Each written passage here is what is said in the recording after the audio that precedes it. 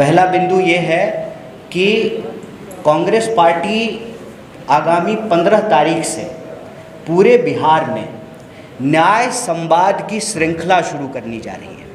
और यह जो न्याय संवाद की श्रृंखला है, इसमें हमारा सबसे पहला विषय जो है वो शिक्षा का सवाल है।